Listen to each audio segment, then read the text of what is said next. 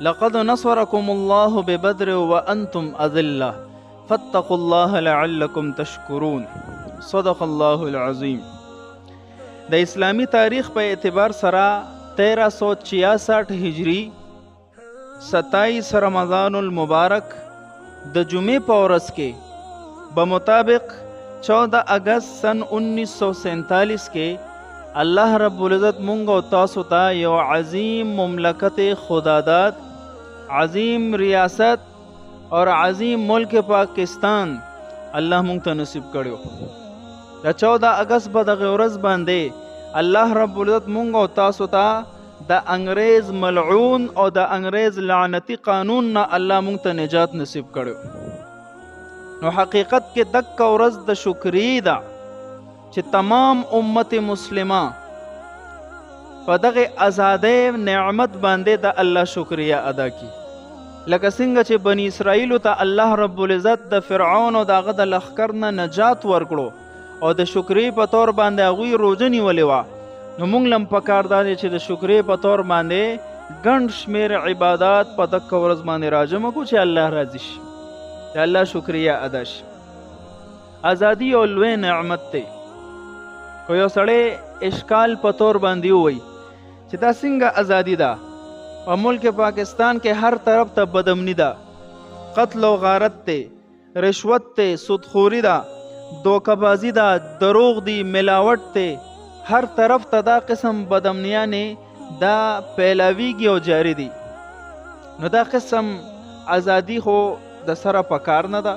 که یو انسان به طور اشکال ووایي نو دغه ملګرو ته وایم چې ټیک ته چې دا قسم خرابیانې په مونږ کې موجود دي.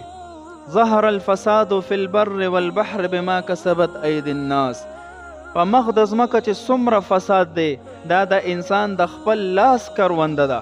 کو دروغ وی انسان خدا د ذاتی خباست دی، ملاوټ کوي، دوکه‌بازي کوي، دا د خپل ذاتی خباست دی. د کشان سودخوري کوي، رشوتخوري کوي، بدامني پیلاوي، قتل و غارت کوي، دا د خپل ذاتی خباست دی. خو لیکن بدی پهلو چې وګورئ چې په ملک پاکستان کې الحمدلله خو په کولو طریقې سره آزادانه طریقې سره مونږه 15 وخته اذان کوو، 15 وانه وخته مستکبیر اولا سره کوو، قربانی خو اهتمام سره کوو، اخترونه خو اهتمام سره مناوو. د دین اسلام چې څومره شعائر الله دی په هغې باندې عمل خو آزادانه طریقې سره کوو. نو په دغه طریقه کو غور وکړئ نو دا د ازادۍ یو لوی نعمت دی او په دې باندې د الله شکریا ادا کول پکار دی. خو چېرته داسې وی چې دا انګریز په موږ مسلط وي او نه موږ مونځ ته پرېغوستی، نه اذان ته پرېغوستی، نه شاعر الله باندې عمل ته پرېغوستی، نه د جمعې او د اخترونو منځونو ته پرېغوستی، نه قربانیانو ته پرېغوستی، نو دا به څنګه زندگی وه؟ الحمدلله دا قسم اعمال دا ټول په دین اسلام باندې عمل، د دین اسلام محنت، کو د تبلیغ په سلسله کې، کو د جهاد په سلسله کې، کو د مدارسو په سلسله کې، به هر صورت د دین هر شعبه مونږ آزادانه طریقې سره چلولی شو. مسلمان آزاد دی په خپل عباداتو کې، دکې ته ویل کېږي ازادي. او په دې باندې چې د الله څومره شکریا ادا شي هغومره کمه ده. په دې موقع باندې د 2 خبرو وضاحت ضروری دی. نمبر 1 دا چې ملک پاکستان څنګه په وجود کې رالو. دویمه دا چې دا ملک پاکستان په آزادۍ کې د علماء کرامو خصوصا د علماء دیوبند څه کردار دی. دا 2 خبرې قابل غور دي. په بر صغیر باندې د مسلمانانو 1000 سال حکومت وو چې دې ته مغلیه سلطنت ویل. د دغه سلطنت نه انګریز ته انتهایی زیات تکلیف وو او انګریز هر وخت دا کوشش کولو چې څنګه به دغه د مسلمانانو حکومت زوال پذیر شي، اختتام پذیر شي او ختم بشي. د دې لپاره هغوی مختلف قسم چالونه او حربې به استعمالولې.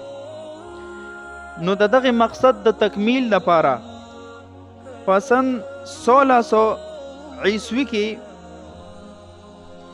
انګریز بر صغیر ته د تجارت په غرض باندې راننوتو چې مونږ بدل ته تجارت کو. د دغې غرض په بنیاد چې کله را ننوتل نو رفته رفته دی په بر صغیر باندې د قبضې کولو کوشش کولو. تاریخ لیکلی دی 100 سال پورې دی دا کوشش جاری ساتلو، 1 صدی مکمل. 100 سال بعد دی د خپل قبضې اعلان وکړو. لکه څنګه چې یهود فلسطین ته را ننوتل، رفته رفته کوشش کولو او بیا وخت تیریدو سره دی د خپل یو ملک او د خپل یو ریاست اعلان وکړو. او اوس لګیا دی په تمام مسلمانانو باندې ظلم کوي، قتل عام کوي لګیا دی. نو همدغه شان دا انګریز بر صغیر ته را ننوتل د تجارت په غرض او رفته رفته په بر صغیر په ډیرو حصو باندې قبضه وکړه او اعلان یې وکړو. د دې نه پس علماو د دکې انګریز خلاف مختلف قسم تحریکات شروع کړل. دا د پاکستان د ازادۍ نه مخکې خبرې دي. قائد اعظم محمد علي جناح رحمه الله دی چې کم تحریک د ازادۍ روان کړو، دکه تحریک د ازادۍ د پاکستان دا د ټولو نه اخري تحریکو. د دې نه مخکې ګڼ شمېر تحریکونه علماو چلولو د انګریز خلاف په جهاد کې د مصروفیت. نو اولنې تحریک چې د غونډو نه مخکې علماو داغه تحریک جاری کړو، هغه شاه ولی الله رحمت الله علیه زویو شاه عبدالعزیز محدث دهلوی رحمه الله دی دا تحریک شروع کړو او په سن 1803 کې د انګریز خلاف د جهاد فتوا ورکړه چې جهاد فرض عین دی، مسلمانان یې راجمع کړل. بیا د دغې فتوی ته د عملی جامع ورکولو دپاره د دکې خاندان 2 افراد را پاسېدل چې هغې ته ویل کېږي شاه اسماعیل شهید، سید احمد شهید رحمهم الله. دا دواړه حضرات را پاسېدل او دغې فتوی ته عملی جامع ورکولو دپاره د انګریز خلاف جهاد شروع کړو.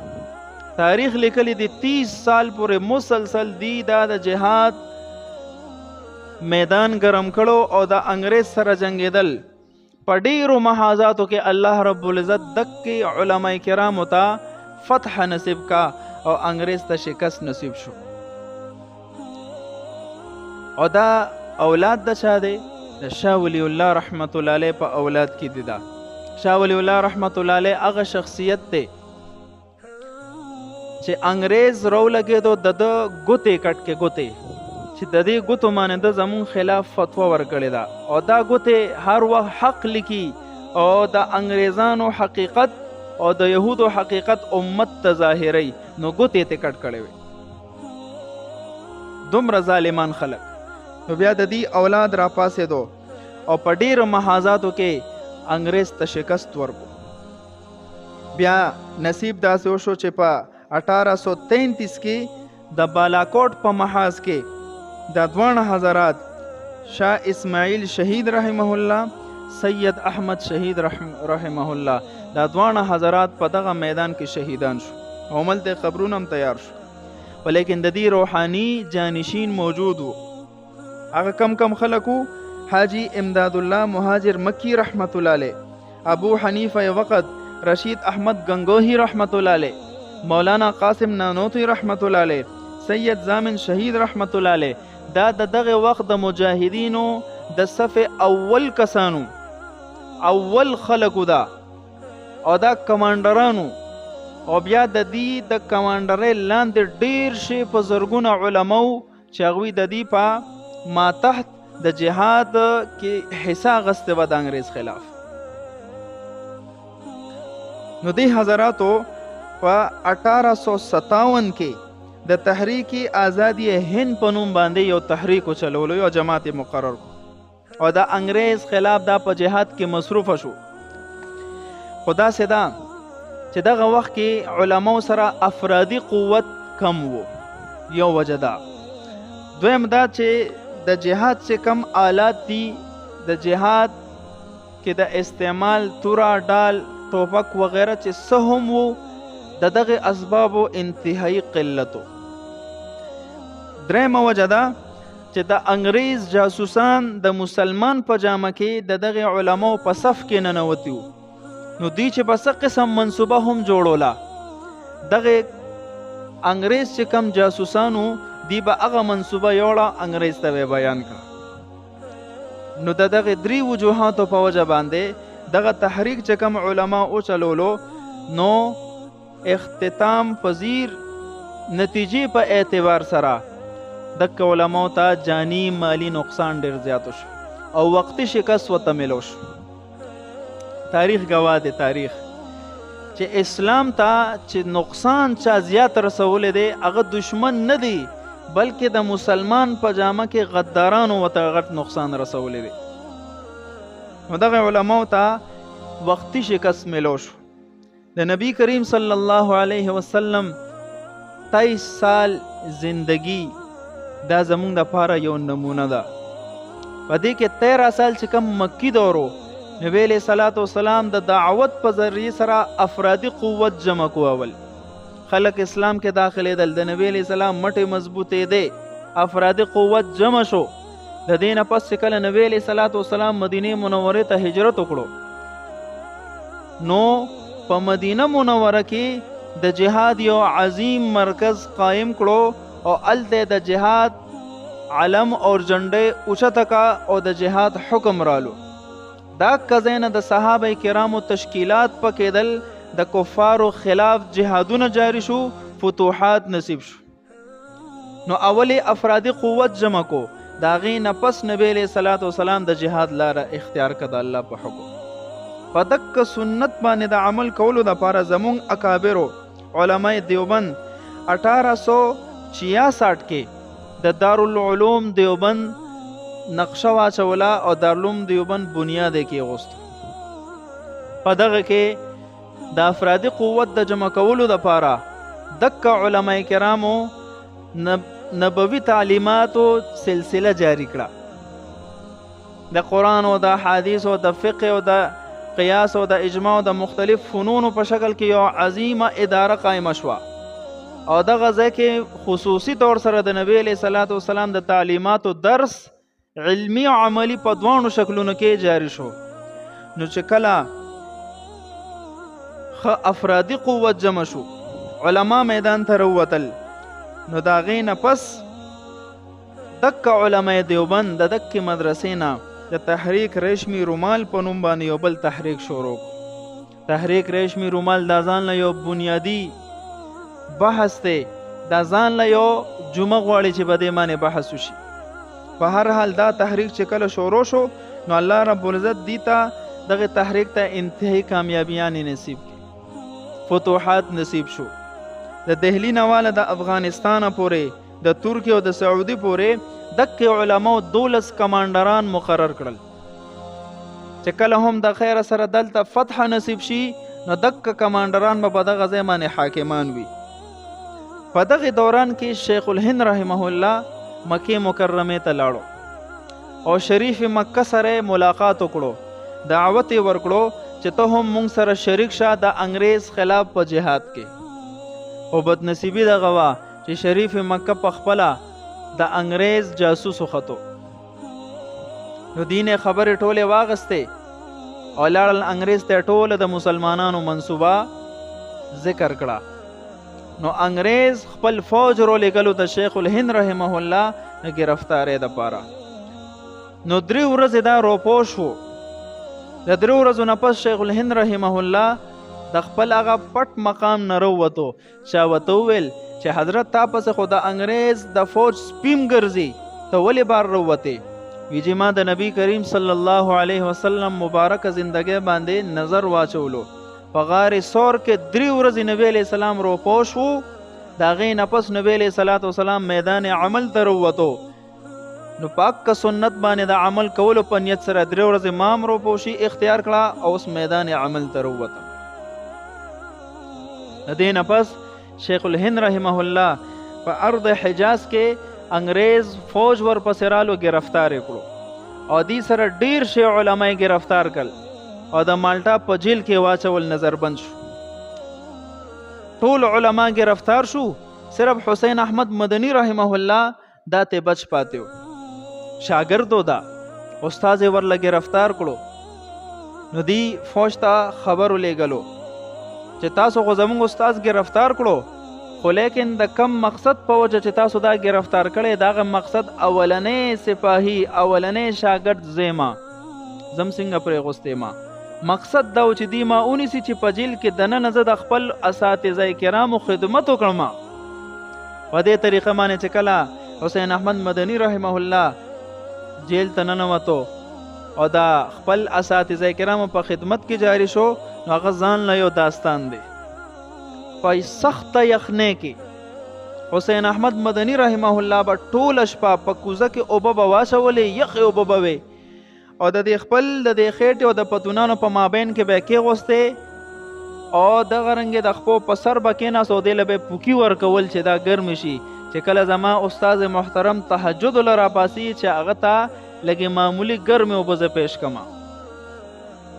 بهرحال دا ځان له یو باب دی. په دې طریقه باندې ټول علما ونیول شول او تشدد پې شروع شو. مشکلات، صعوبتونه، تکلیفونه دا خو د دغه انګریز شعار دی چې مسلمان ته ورکوي. تاریخ لیکلی دی چې کله شیخ الهند رحمه الله دا غزې نه رها شو او قریب الموت شو، مرګ په تاری شو، نو د غسل والا افرادو بیان دا دی چې د شیخ الهند رحمه الله په ټول جسم کې 4 ګوتو ځای هم داسې نو چې هغه صحیح سالم و.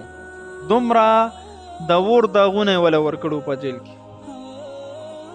دکه علما دي چې د ملک پاکستان په ازادۍ کې د دې یو عظیم کردار دی. نن سیکولر طبقه را پاسي او د دغه عظیم مجاهدینو د عظیم خلکو او د علماو چې کم کردار دی هغه خلکو ته داسې مجرمانه انداز کې پیش کوي، غدارانه انداز کې پیش کوي. دا د تاریخ د اوراقو نه صرف سترګې پټول دي. نو داسې نه ده. د انور شریف دا په ګوته نه پټېږي. کو دې ډېر کوشش وکړي چې د دغه علماو اکابرینو او د مجاهدینو دا تاریخ پټ کی د خلکو نه، خو الحمدلله دا غیر روحانی جانشین موجود دي چې څنګه دا غوی یو مشن د ملک پاکستان د ازادۍ او د دې د تحفظ دکه شان د غي د روحانی اولاد هم مشن دی او در مرګ پورې به دا جاری وي ان شاء الله. په دې حالاتو کې چې وکتل شول نو ډیر شي علما د گرفتار کړل، جیل کې واچول. تاریخ لیکلی دی 80,000 علما خو سره پانسی کړل. 80,000 علما ډیر لوی تعداد دی او ډیر شي علما توپونو پسې اوتړول او وایلو زول شهیدان کړل. ډیر شي علما پس کروټو باندې واچول او په هغه وخت کې څومره قرآنونه چې هغوی له په ګوتو ورغلو ټولې اوس وځول، مسجدونه یې ونړول چې څومره د هغوی وس کېدو د اسلام او د اهل اسلام خلاف هغوی خپل کوششونه وکړل، دومره تباهي وکړه. د هغې نه پس الله رب العزت د دغه علماو چې کم روحاني جانشین او اولاد پاتې شو د علماء دیوبند په صورت کې، نو هغوی خاموش کې نه ناستل. هغوی بیا څه وکړل؟ د تحریک آزادی پاکستان په نوم باندې علماء دیوبند یو جماعت مقرر کړ، یو تحریک یې شروع کړو چې د دغه جماعت 2 شاخونه، یو شاخ ته ویل کېږي مسلم لیگ او یو ته ویل کېږي کانګرس. مسلم لیگ دا هغه شاخ و چې بده کې اشرف علي تانوی رحمت الله علیه، ظفر احمد عثماني رحمت الله علیه، شبیر احمد عثماني رحمت الله علیه، مفتی شفیع عثماني رحمت الله علیه، احمد شاه نورانی رحمت الله علیه او دک شان نور ډیر شي اکابرین د سره فهرست کسانو. د مسلم لیگ شاخ کې دا علماو او د دې رائے داوا چې دا بر صغیر دی تقسیم کړي شي، مسلمانانو ته د خپل خطه ملو شي او هندوانو ته د خپل خطه ملو شي، چې هر یو جماعت په خپل دین باندې پورا آزادانه طور سره عمل کوي. د ښکلې رایې وه. خو اوس مثلا دا هندو او دا مسلمان دا یو ځای وی او مسلمانانو په غټ اختر کې قرباني کوله او دغه قرباني او دغه غواګانې خو د هغوی په نظم باندې ډېر زیات د عظمت څیزونه دي، د هغوی خو ماته چې ده، نو هغوی به مونږ ته به د شعائر الله کې او به د عباداتو کې انتهایی فساد پیلاولو، ای به مونږ منع کولو، مونږ به قرباني کوله، انتهایی د انتشار سبب به جوړېدو، د جنگ سبب به جوړېدو. نو د مسلم لیگ والو چې چې په دې کې دا کوم علما شریکو د دې رائے په خپل ځای مضبوطه وه چې بر صغیر د تقسیم شي دي ته خپل ځای ملو مونږ ته خپله خطه ملو چې هر انسان په خپل عباداتو کې ښه طریقې سره آزادانه طریقې سره مصروف وي. بل طرف ته د کانګرس چې کوم شاخ و په هغې کې مولانا حسین احمد مدني رحمت الله علیه او نور ډېر شي علما و.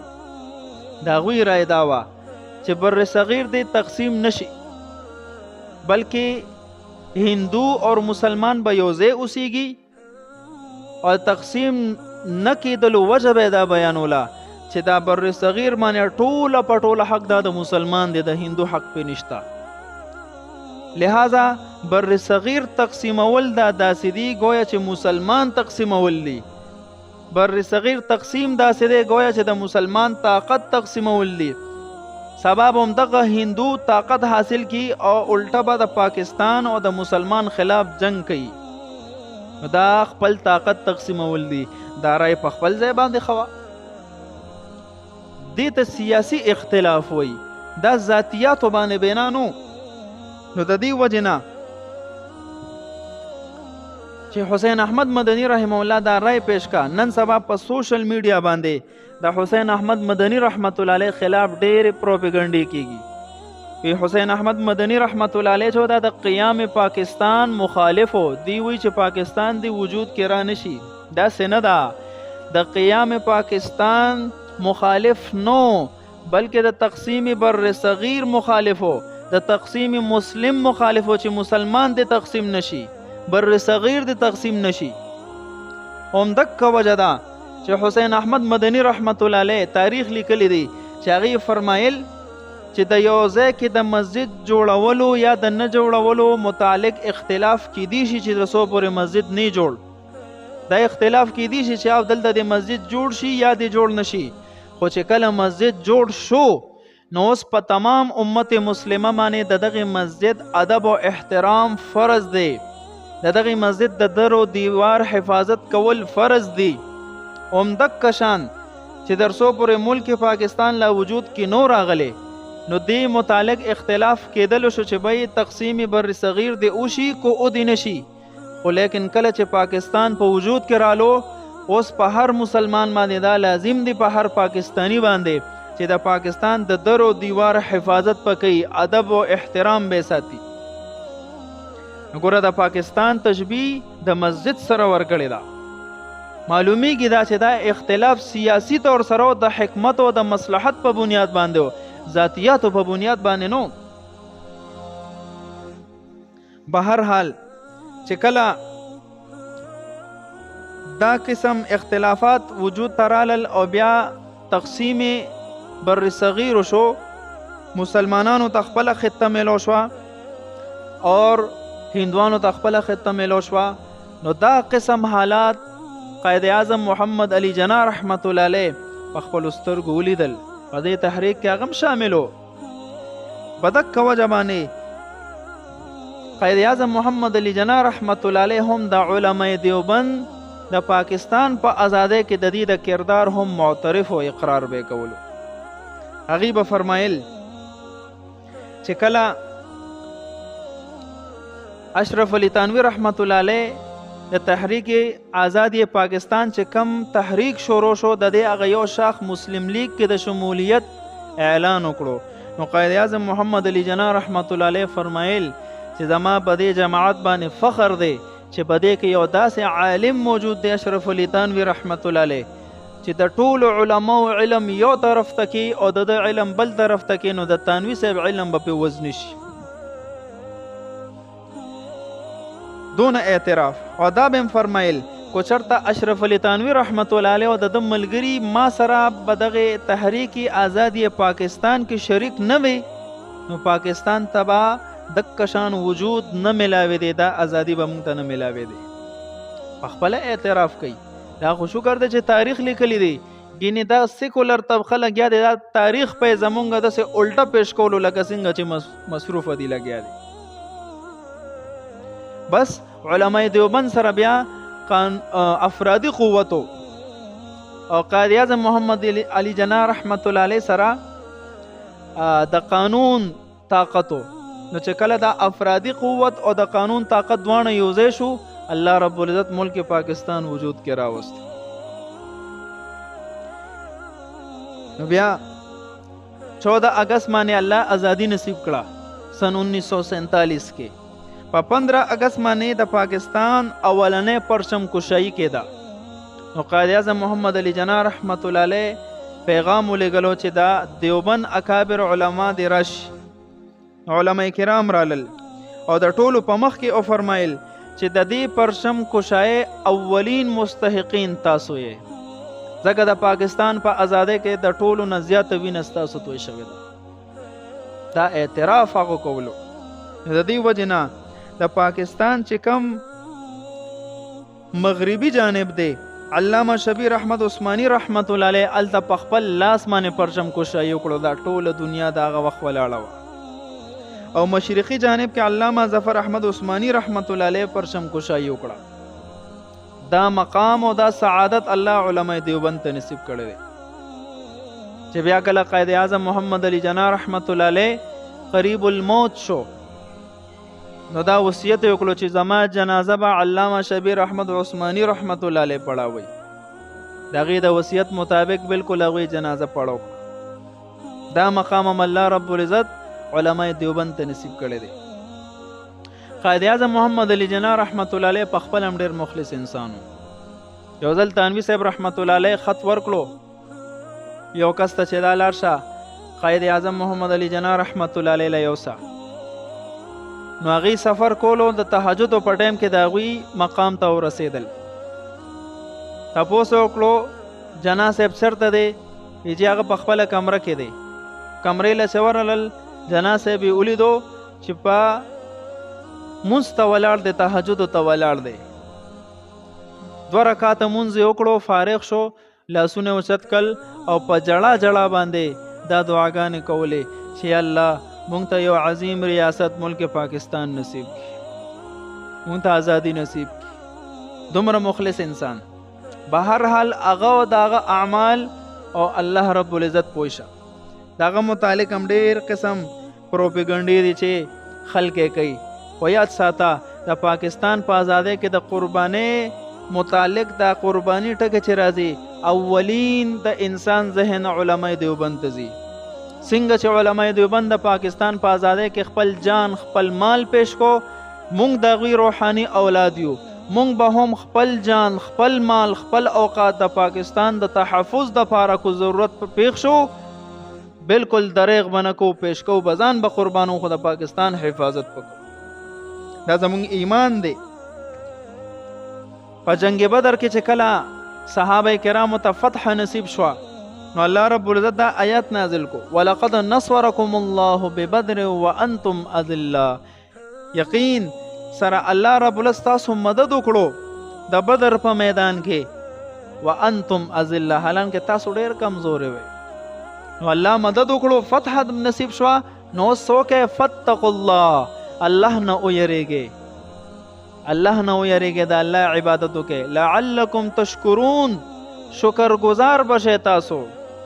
د الله نه په خوف او یر او پرهیزګارۍ کې شکر گزاري پرته ده. نو مونږ ته هم الله رب العزت په 14 اگست 1947 کې یو عظیمه فتح نصیب کړې وه زمونږ مشرانو ته. نو مونږ له هم د شکریې په طور باندې عباداتو طرف ته متوجه کېدل پکار دي.